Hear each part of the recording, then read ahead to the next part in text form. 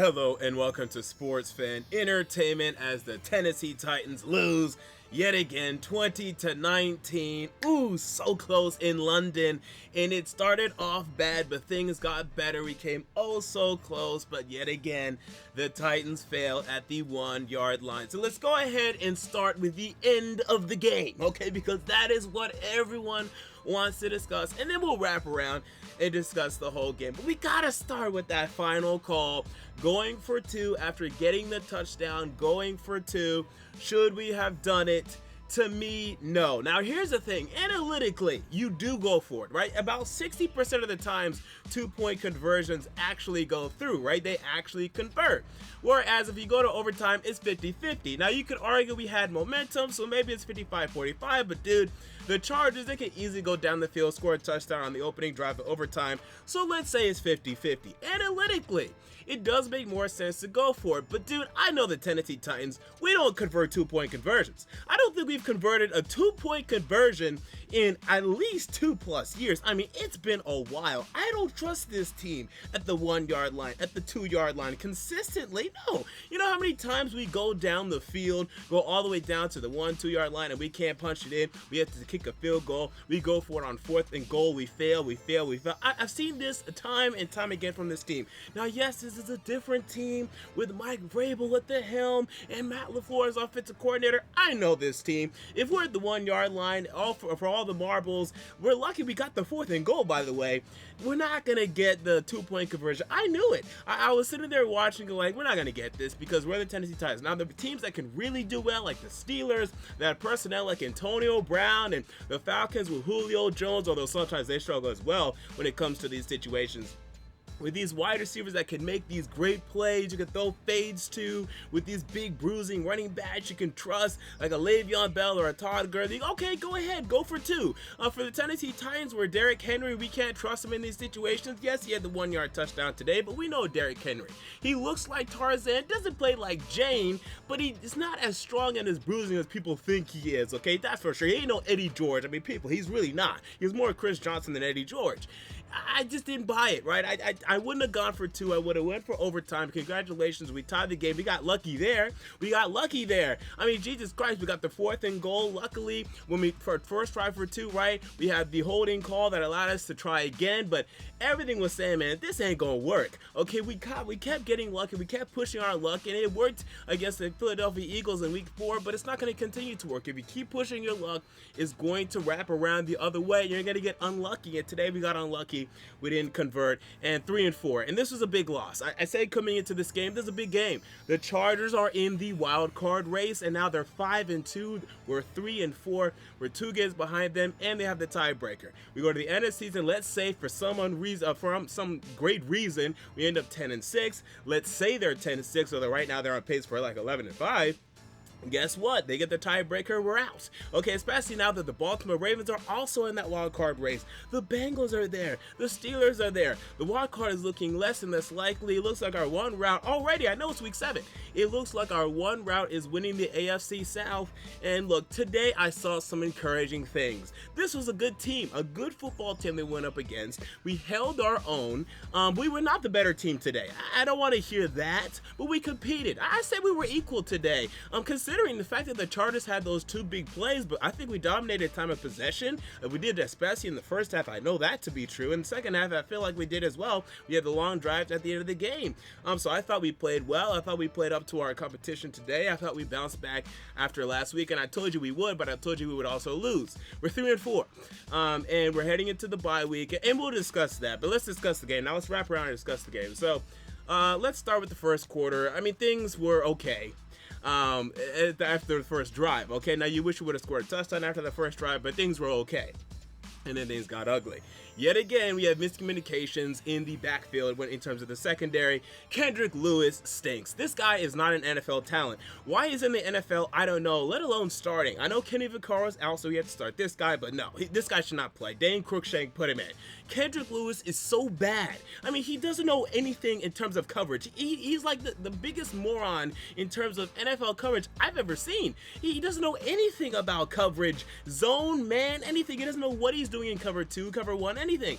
He inexplicably does not help Logan Ryan on this play, and it was on Logan Ryan, right? He got fooled. He thought a comeback was coming, and he stuck to that route. He let Tyrell Williams go over the top, but man, Kendrick Lewis has to help him out there. Kevin Byard on the other side of the cover 2 came over and said, oh, I'm recognizing what's going on here. Let me go help out. And Kendrick Lewis then turned around and said, oh snap, and then guess what? He did it again. Oh my goodness, he did it again in the third quarter, as now Mike Williams, who's even slower than Tyrell Williams, surprisingly, he allowed Mike Williams to get past him, and that was absolutely 100% on Kendrick Lewis. There was no cornerback that was supposed to be covering Mike Williams there. It was all on Kendrick Lewis. You cannot, in that situation, let any wide receiver get beyond you. When you're the safety, you have coverage. You cannot allow him to get behind you. He got behind him so easily. He had 15 yards plus of separation. It was absurd. It was really bad. Get Kendrick Lewis off the field. Dane Cruikshank, time to start him at strong safety until Kenny Vaccaro comes back.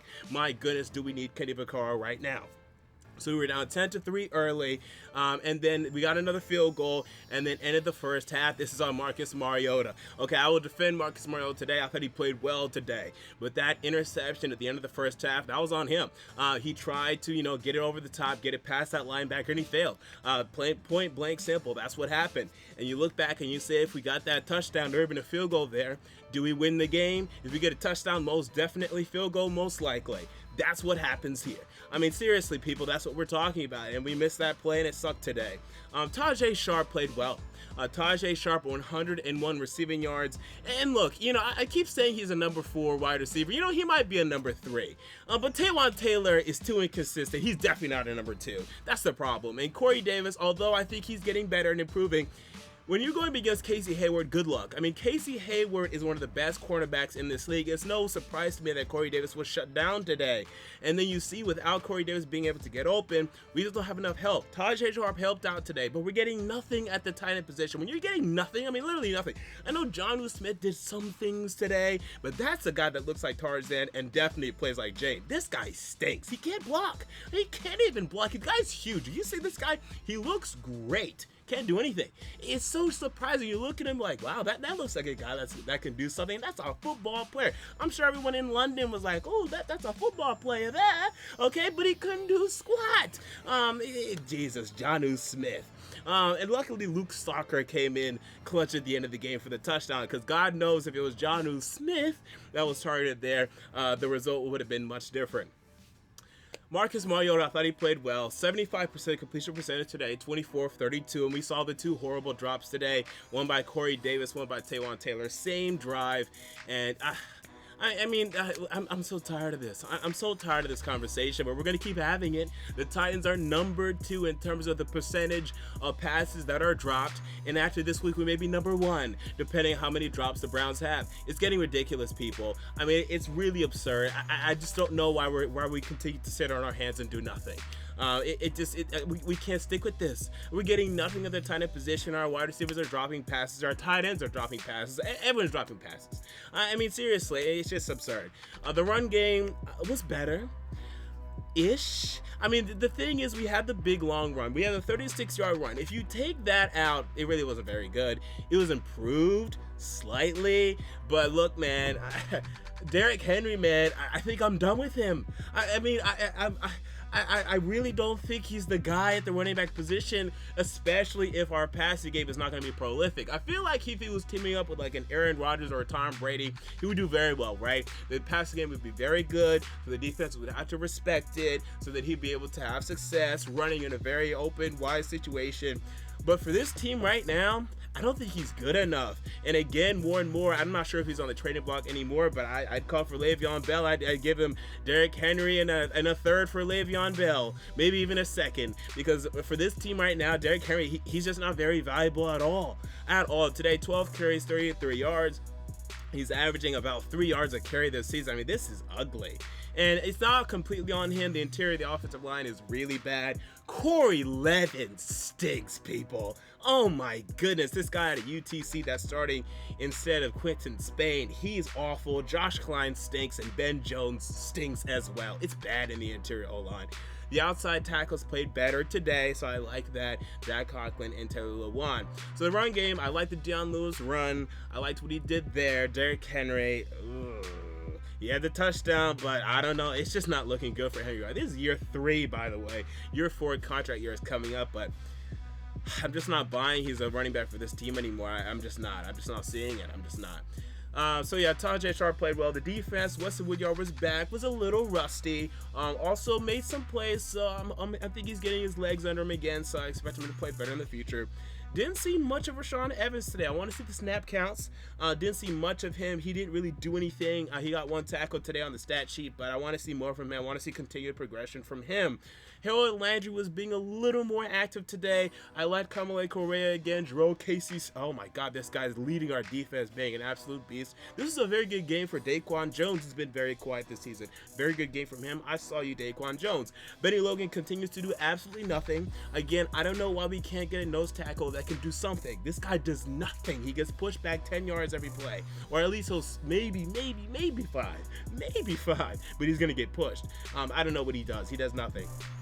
But yeah, Logan Ryan, look, he had the snafu, but after that he was very good. He stopped 2 touchdowns. He stopped the Mike Williams touchdown in the end zone. I want to say he stopped Tyrell Williams. He got Keenan Allen upset. So I'm going to give Logan Ryan a passing grade today. It really hurts that play. But outside of that, I thought he played well. I thought he played well last week, and I think he's playing very well this season. I think he and Adoree Jackson are really playing well. And Malcolm Butler, I want to see the snap counts for him too. Either he covered well, which is shocking, or he wasn't on the field. I didn't see much of him. I saw him push out a guy on one play, so I'm interested to see there. Are we actually getting improvement from Malcolm Butler? I can't watch the tape. I can't wait to watch the tape there. It might be happening. Wow. Maybe we may not be screwed there yet. Jayon Brown, he had a good game, and yeah, that's pretty much all I want to talk about there defensively. For the LA Chargers, well, I'll talk about them really quickly. A good game for y'all. Not a great game, but a good game. You obviously saw how much you guys miss Melvin Gordon. With Melvin Gordon, I think you guys win by more than a touchdown today. I think it would have made that much of an impact. Because let me tell you, our run defense is not good. Okay, and it looked good against y'all today. I think that's all Melvin Gordon. Austin Eckler, I told you before the season, my Chargers season preview, dude, I love Austin Eckler.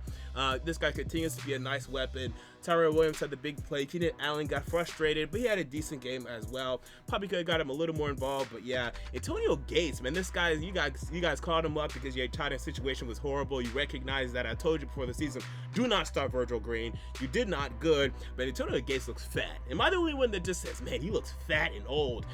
He had 2 catches for 11 yards today.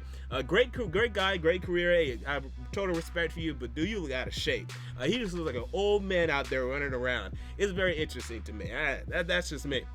Melvin Ingram's making a huge impact. Thank God you guys were signing him a couple years ago. He and Bosa are going to be a terror for years. You're still waiting on Bosa. When you get him back, when you get Melvin Gordon back, Chargers to me, wildcard team. Before the season, I wasn't quite there. I had you guys 9-7. But I didn't trust you guys, but you guys look like you finally put it together. The Chargers are no longer inconsistent. Your 2 losses this season to the Chiefs and the Rams, very respectable. You guys should be barreling towards the wild card, and maybe if the Chiefs can slip up a bit, get re-involved in terms of the AFC West discussion. I'm not going to completely discount it yet.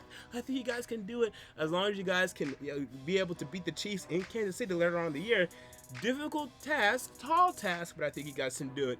We'll stay tuned for that. So for the Tennessee Titans, it's bye week time. And John Robinson, I'm calling you out, bro. You got 2 weeks here. You got 2 weeks. The trade deadline is coming up. Today, I heard Demaryius Thomas. I want him, period. Period, point blank. I want Demaryius Thomas to be a Tennessee Titan, period. This is what we need, period. Okay, this guy is who we need. 30 years old at this point, not too old, 2 years left on his deal. So you're going to get this year, next year for $14 million. We can afford him next year for $14 million. Get him on this team. He has been underappreciated for the Denver Broncos the past 2 years.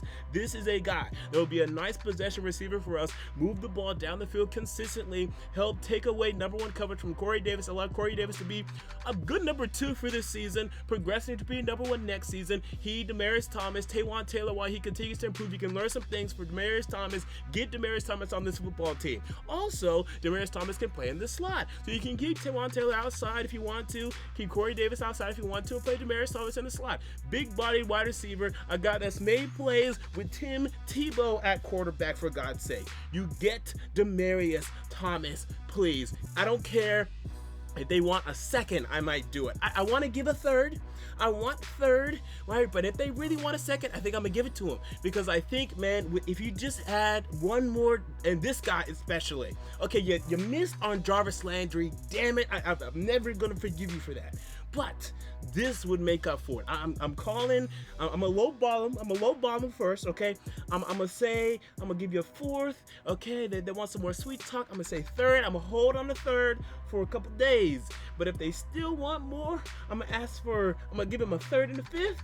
And if they want more, I'm gonna go second, because we need Demaryius Thomas. Now, other people have talked to me and mentioned Amari Cooper. I'm not in love with Amari Cooper. I don't think he's the answer. I would take him. But I think that's a tall task, because Amari Cooper, he's a guy that can go over the top, as we know. But he's inconsistent, man. He's inconsistent. His route running is not really developed. He drops a lot of balls himself. I don't think he's the answer. Demaryius Thomas, his versatility, what he brings to the table, his veteran presence, that's the answer. That's what we need. Emmanuel Sanders would be even better, but Demaryius Thomas, they want to trade him before Emmanuel Sanders. Get him. And Devontae Parker, he ain't the answer. He hasn't even done anything in the NFL. I don't want to hear about Devontae Parker. Demaryius Thomas, that's it. And at least Parker or Cooper. But if they come here, I'm not going to say we improved that much. I say we improved, but I'm not going to say that's going to save us for the playoffs, because right now, I don't think we're headed to the playoffs. I think with these two losses to the Chargers and the Ravens, and even the Dolphins, that they keep winning games somehow, I mean, they hurt in terms of the AFC wildcard discussion. And the AFC South right now, who knows what's going on, but man, maybe the Texans are going to win this thing. And I don't know, maybe we can end up winning this division at 9-7, but I think the only way is if we get Demaryius Thomas right now. I mean, I don't know. We'll see. The bye week's coming, so let's relax. We lost today. It hurts so much. 3-4. It stinks, but the bye week is coming up. Hopefully, this will allow us to wake up, because in order to go 10-6 from here, guys, we got to go 7-2. We got the New England Patriots still on our schedule. Okay, I mean, we still got to go to Dallas. It's not particularly easy. The Jaguars lost their 40-7. 7-2 just to go 10-6 at this point, man. 6-3 just to go 9-7. We need something big, and his name is Demaryius Thomas. You got 2 weeks, John Robinson. Either him or at least somebody else. But man, we can't keep sitting in this burning fire room and saying it's okay. We got to make a move. Until next time, this has been MJ of Sports Fan Entertainment. You're on the clock, John Robinson. I'm out. Peace.